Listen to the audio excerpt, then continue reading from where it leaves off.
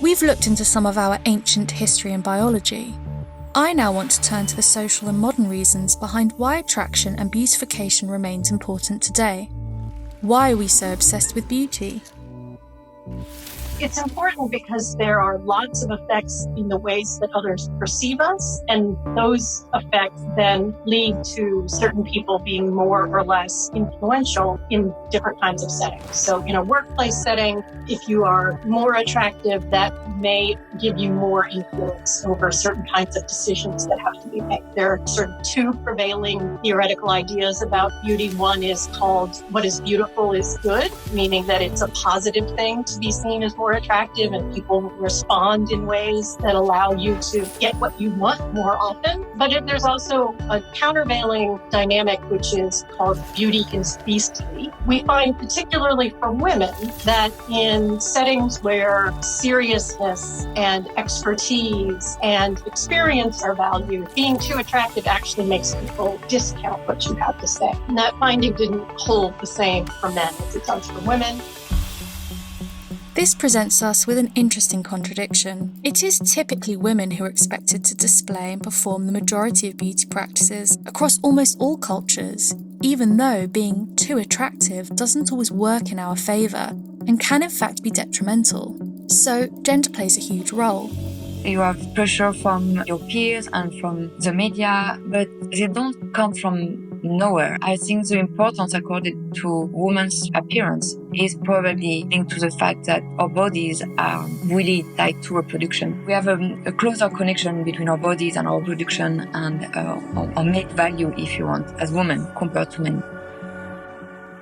What's interesting about, I guess, the kind of anthropology of body modification in a kind of gendered sense is that often it is done in the context of fertility and childbirth, either to indicate status for marriage. So in certain parts of Africa, there had been this idea that the bigger your lip plate was, the more valuable a bride you would be. Historically, I think in certain patriarchal cultures, there's been a bigger pressure on women to meet beauty standards. But that is because cultures in which women don't have the freedom to pursue lines of work or to make money in the same way that men do, then their currency is marriage. When your currency is marriage, your appearance matters. In essence, you're putting yourself out there in the market. You're not marketing just your mind, you're marketing your body and your appearance as well. As women enter the workforce in larger numbers and become more financially independent and less reliant on marriage, then that's changing. As sociologists, when we look back over human history, is that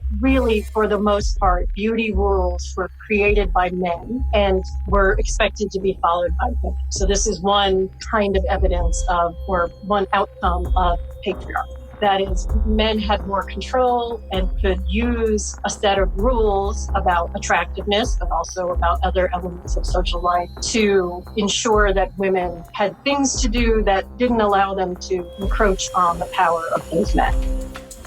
It's worth pointing out that there are standards of beauty practices for males too, such as male grooming habits, but the pressure is not as high.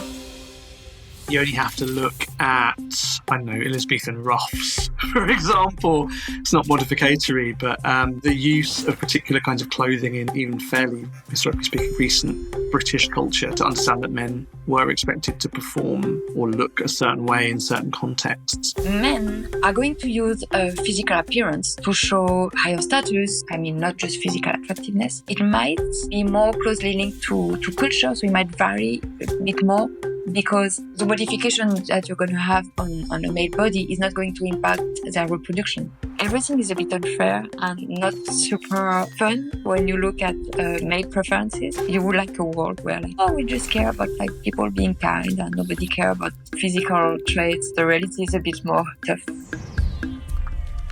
While there are many forces at play that shape our sense of beauty, emerging research shows how ideas surrounding gender and sexuality are shifting, especially in the younger generation. It's worth reminding ourselves that what it means to be male or female or how people define their sexuality are not concrete. Just as our standards of beauty are fluid, so too are our preferences. So perhaps sometime in the future, physical traits traditionally associated to reproduction and fertility will become less important with less gender-based biases.